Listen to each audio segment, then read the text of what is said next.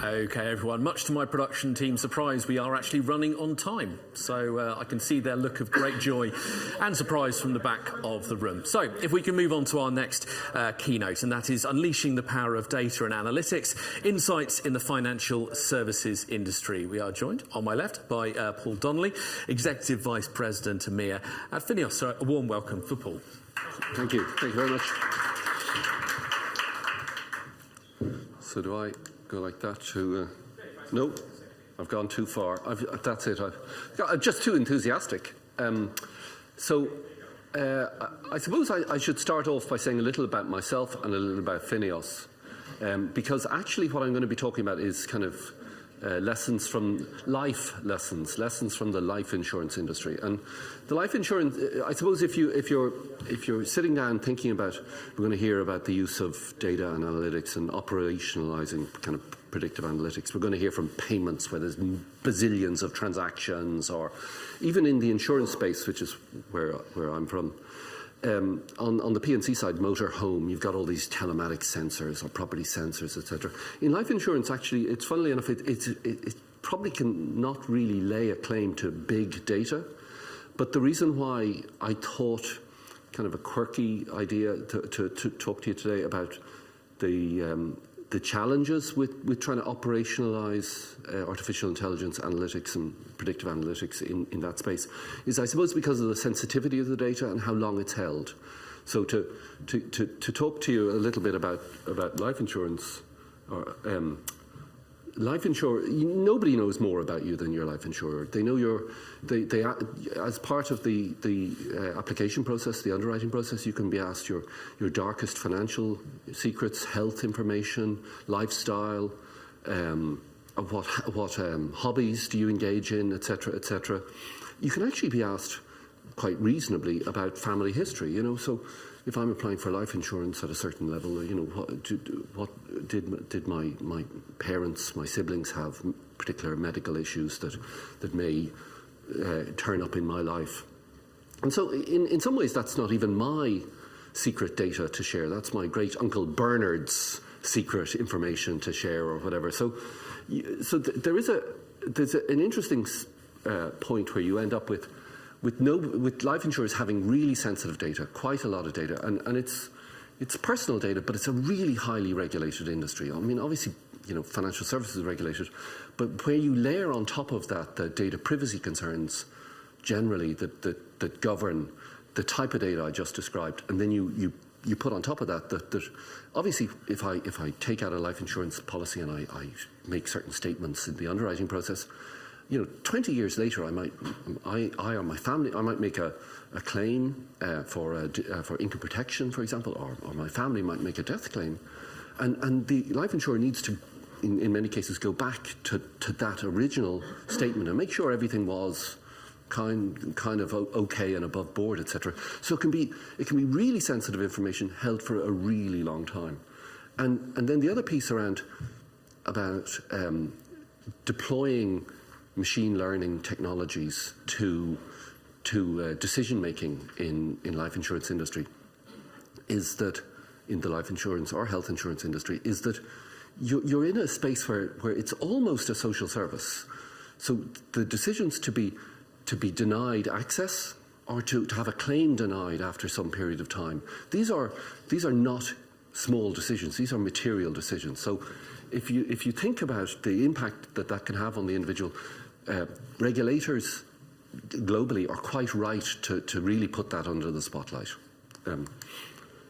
For those of you who are not from that space, just to give you a bit of shock and awe about the type of information. So in Europe, obviously, bloods can be sent for lab reports. You can get your insurer can ask your GP for a report, or hospital reports, medical reports. In the US, it's very common to send out a paramedic to your home or office to assess, to take certain blood samples, urine samples in many cases. There's wearable information. There's genetic testing, which is its own minefield. The US it has a different set of dynamics, I suppose, to Europe, in the sense that it's a big life insurance market, and there are opportunities for third-party businesses to aggregate data and provide it to large businesses, life insurance, who want to use it. So you can get motor vehicle reports. So if I in the US were to apply for life insurance, they'd be likely through things like LexisNexis and other financial information, but you could get information on how many driving penalty points have I got for speaking on my mobile phone while driving. And that does two things. It kind of, I suppose, heightens the risk while I'm driving, but you could make a very strong claim to say that I suppose shows my attitude to risk with my own safety and life. That, you know, if I speak on the mobile phone while driving, maybe I do like a bit of paragliding and free diving and scuba diving or whatever. And this, to European ears, what I'm about to say next sounds really quite shocking, but you can get what they call RX information from an aggregator. So you can get information about prescription fills. So what medicines is an applicant for life insurance taking? How frequently are they taking those medicines, etc.? And you can be asked quite detailed questions about that. So I give you that as a bit of context about the very personal data that is held in the life insurance industry. And then, very topically, you know, in the networking session, you hear the word Bletchley much more frequently than you've ever heard in the last 10 years. But you know, societal attitudes towards the collection of data, the use of AI, are hardening. So here's a very specific UK discussion about how to provide safeguards, maybe rein in some of the application of AI. But I would say more broadly in society across Europe, certainly, we're seeing the beginnings in the life insurance industry of a societal change against the mass deployment of AI techniques and the use of data. Very specifically, under GDPR and the UK Data Protection Act, a UK subject or an EU citizen has the right not to have a machine make a material decision about you. That's why I kind of laboured the point about these are pretty damn material decisions that are being made. So to find that your claim has been automatically assessed or your application for life insurance has been automatically assessed by a computer is kind of runs contrary to the spirit of both of those pieces of legislation. And in particular, if you think about AI techniques, in theory, they learn, they constantly learn, and in theory run afresh each time. And so there's very little defence to that being a very clearly a computer-based decision.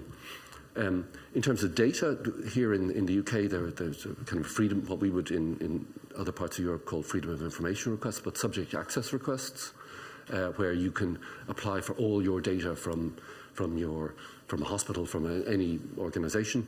These were being used at one point in the life insurance policy, process, and the regulator came down quite hard on that and said, you know, it's almost akin to phishing. You're kind of, if you're concerned about a particular area, ask a targeted question about that area. Don't say, give us all your data. So actually, the regulation of life insurance here in this country has actually shown a little bit of a more muscular, robust rebuttal of the standard application, using the standard applications to access this data. I'll give you a couple of examples from France. There's a thing called the right to forget cancer. I don't know how familiar people are with that, but cancer survivors who are 5 years clear of cancer have been lobbying quite extensively and understandably that they feel that they are being denied access to certain services. They find it harder to get a mortgage. They find it harder to because of this history, and it's they feel they're almost being double punished. You know, they had a rather crappy time over that period. They're through it now, and they want to just move on with their lives. And that's a very societally we understand that, and that right to forget cancer, which started in France, is now being taken up in other countries. I've listed a couple of them there, but Portugal, and there are others which I don't have on that list. Similarly, cancer isn't the only situation. There are other illnesses which are kind of coming into that list. But I'd like to put that in the perspective of the life insurance industry, which is one of the number one things that a life insurer is concerned about is the cancer risk of any applicant. And actually, the most challenging cases are the cases where there was a clear previous cancer. Unfortunately, there is a strong, there's evidence to support strong reoccurrence. And so this is a massive concern for life insurers. And I give this to you because it's a place where society has moved to a different place, focusing rightly on the needs of individuals. And I'm a member of society. I like that.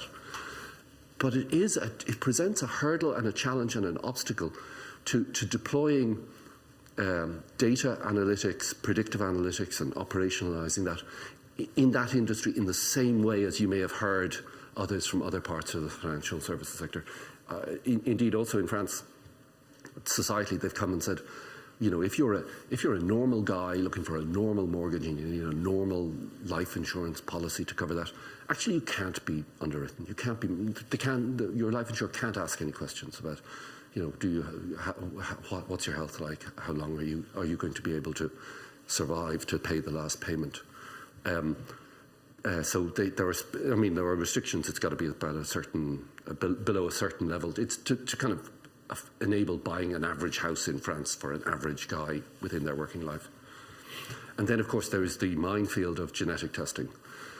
So very many people are engaged in it's almost not a sport, but a lot of people are, because the technology is there for us as individuals to go and find out information about our likelihood of suffering from certain illnesses through genetic testing, that if we have done that, are we obliged to provide that to life insurers? And if so, does that really create a problem for us? So, as I say, it's a bit doom and gloom. So, the question for life insurers is, like, do we just power ahead and ignore that? Do we give up entirely? How do we kind of navigate? How do we thread that safe path through that space? So, I didn't want to just I wanted to give you a perspective from an allied industry to what you're probably most familiar with, but where it goes to topics that I think we will see more broadly. I mean, obviously today, I don't necessarily want my cancer history being used by a financial institution. Maybe tomorrow I won't want my payments information. And society seems to be moving a little bit in that way. Nevertheless, there's positivity. I was creating these slides. I was saying to the guys, I was creating these slides, and I got to this place, and I thought, that's a very depressing slide deck I've put up there. I mean, God bless you all for staying and not. I was expecting, maybe there's a lot of switching off at home now, but I was expecting people to get up and go. So I've put in some cases from within our industry where you can find that safe, that happy path through this kind of minefield. One of them is the simple piece about, like any industry, life insurance has places where large complex files are sent within the organization or from organization to organization. And I'll give you a simple case from the US. Apologies, actually, I should take a break here and say, I didn't really introduce why do I have a right? Why does Fineos have a right to talk about this? Who am I, etc. Sorry. So I personally, I did my first VC-backed FinTech, we didn't have the word then, startup in the year 2000, where we used neural network ensembles to model a complex, what we thought was big data, complex multivariate market data to provide value risk assessment for investment managers. I've spent probably the last 15 years in reinsurance and in insurance. Fineos, so that's kind of me. Fineos is a 30-year-old business which has been operating purely within the financial services sector. Every step of the way we've become more specialised and more specialised. Right now, we provide core systems to the life accident and health space only. We don't do other parts of financial services. We don't even do motor and home and property, what they call property and casualty, P&C insurance. So we are highly specialised in this area. the business works with 7 of the top 10, so 7 of the top 10 US life insurers use Fineos. We have about 70% of the group, I'm going to talk about a group life insurance situation, 70% of the Australian group life insurance market, et cetera, et cetera. So we have, and it's all Amazon Web Services provided as a service. So we have a bit of standing to talk about this. Sorry, apologies, I don't mean to puff my chest out, but I just want to, who is this weird guy and why is he saying this? So one of the places I wanted to talk to is, just like every other industry, there is the shunting of large files of data around within an organization or from organization to organization within a value chain. So group insurance is a great one because you have an employer with 5,000 employees looking for a group policy. It works through a broker, so it has to take information from its HR system. The broker then provides it out to the various insurers. The insurer is actually behind that, potentially pass that type of information to their reinsurance partner. So these complicated files kind of move around. And in an oldie, worldy industry, there's an awful lot of human eyeballs working through this. It can become really quite a frustratingly long process. This is an area where certainly there's no huge intrusion into people's private data to manage to optimize this process. We worked with one of our US life insurers used predictive analytics to better assess and understand the outputs of these HR systems, so that you can understand, well, that that's his name, that's his occupation, that's his location, etc., etc. But also doing other things like, well, that date clearly is not his date of birth, clearly not the commencement date of the policy. It probably is his date of starting work with the business, etc., etc. So to do that simple stuff, that's the ugly, unloved use of operationalized analytics in our industry. By the end of last year, so about 2.5 years into the use of that, it had been used by one insurer to process 33,000 files and the member records of about 20 million group insurance applicants. Another one would be a situation where I spoke earlier about how in the underwriting process, it's kind of hard to apply predictive analytics or machine learning to a decision about, I hope you don't mind, should you receive, should you be accepted, or should you have a loading, which is that you should pay extra premium, or should you be excluded from a particular purpose, a particular sporting activity that you engage in, or whatever. But the way that this Singaporean life insurer has gone about it is that they've kind of front-loaded the process. It's almost like the equivalent of sending out a mail shot marketing flyer thing in 20 years ago, where post-direct mail was sent out. So certain individuals are selected to get an easier path through the underwriting process based on characteristics, and others are put through a more rigorous. So you might receive 3 questions, the A, B, and C, whereas I might be routed through a path where it's a little bit more intrusive. I'm asked about 30 questions, I might have to provide additional information. But that is a place where the decision about acceptance, non-acceptance, or loading, etc., is not made by the computer. It's really a triaging, routing decision, but it's highly valuable. Obviously, there are whole streams of this conference on fraud, waste and abuse of fraud detection. One of the challenges in the life insurance industry is actually how do you find your data set where you actually know, your holdback actually contain these are the fraud cases and these are not, because actually I don't think any life insurer in this country is able to look back over its last 10 years of claims history and say, oh, these ones turned out to actually be fraud. The truth is, kind of nobody knows. And the problem with that is that it becomes really quite challenging to deploy it there. So what we've tried to do is provide guidance about these cases are inconsistent with other similar cases, rather than making a decision that this is this is a fraud case. So it's kind of it's used to route to specialist teams who then are the humans who deploy their knowledge and wisdom and experience to bring this along, to bring this ahead. The other thing is, you'll notice as I go through these, there's no one, anyone who stands here and says, "Oh yes, we have a product which just, it's a perfect thing and it solves every case." Every approach, every one of these problems is unfortunately, from our perspective, there are some are better suited by one approach, some by another, some by another. So you have to be open-minded about how you're going to go about it. Again, one of the challenges is segmenting a claim. In an income protection claim, is this something which is straightforward, which a more junior member of staff can handle? Is this something which has to be elevated to one of the more senior members? Does it need to go to a specialist legal, fraud, or medical team?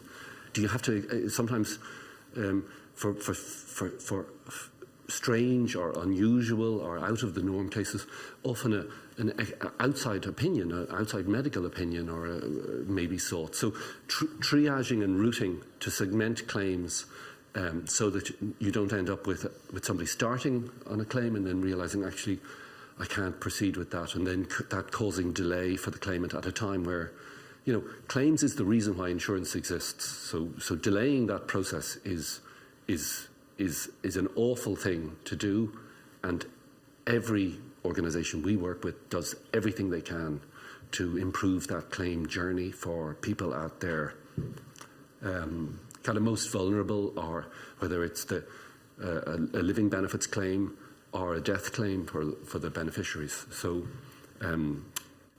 as I say, you can use it to segment and triage and route.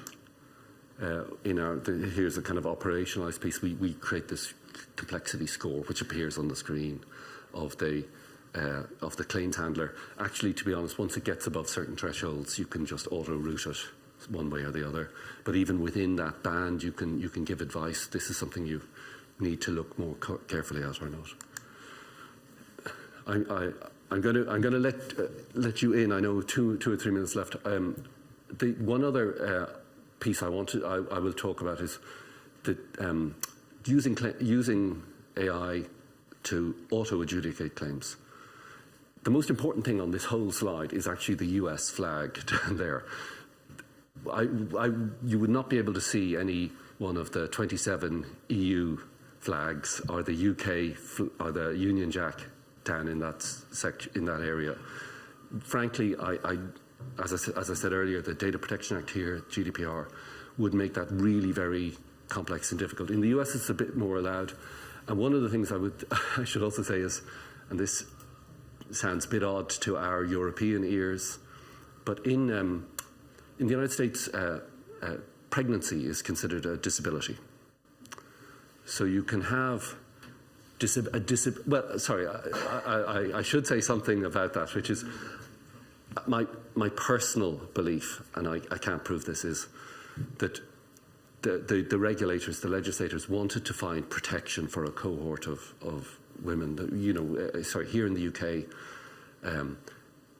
once you've been working in a job for a period, it's quite hard for your employer to just turn around and remove you. It's a little bit easier in the United States, I'm afraid. And so to provide protections to women about to embark on maternity leave, I think a quick fix was to say, well, they should inherit the protections of this other protected cohort. So I kind of have a bit of sympathy, even though it's really shocking when I say it, and I could even see it in your faces.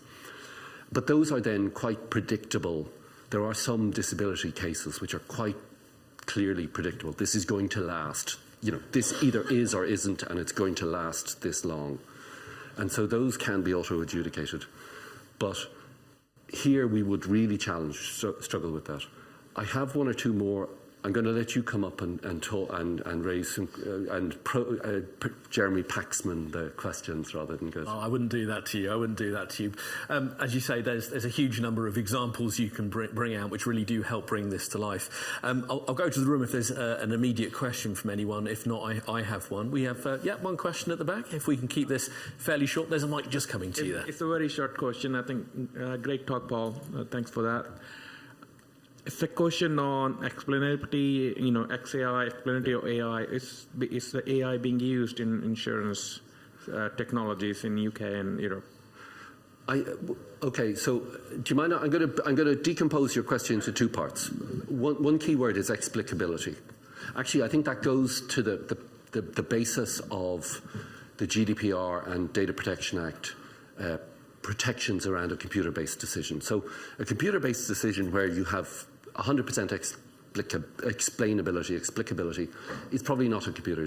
That's kind of a rules-based decision. So a rules-based decision is an entirely valid thing. It's happening. There are currently in this country 1,000 people today who are going through a life insurance underwriting process, and they're going down. It's automated underwriting using there are systems here called All Finance, Magnum, Reflex, Aura, etc. Using one of those systems. Critical in that is that a human underwriter has agreed the specific rules that will be asked, and that works, and so there's full explainability. I'll go one step further. Actually, weirdly, I picked on the US here, and thankfully I get the opportunity to say something even more, to balance that out, shall we say, which is in the United States, you need to submit as a life insurer to every state regulator what are the questions you're going to ask, and what is the wording of each question, and the regulator has to approve that in advance. So there's a lot done on those rules-based decisions, which are, and similar on claims for explicability, where you don't have explainability, where you are deploying machine learning techniques. Really, that is a very tread carefully space. This is why I've tried to go through, moving data around, fine. Even triaging in advance, where you're just routing something to ultimately the decision, whether that's in claims or underwriting, that's perfectly okay. Making that actual decision is not really that simple and straightforward. We do see it in health insurance because you have everyday expenses. I submit my doctor's report, it's going bang, bang, bang, bang. But for material decisions, explainability is key.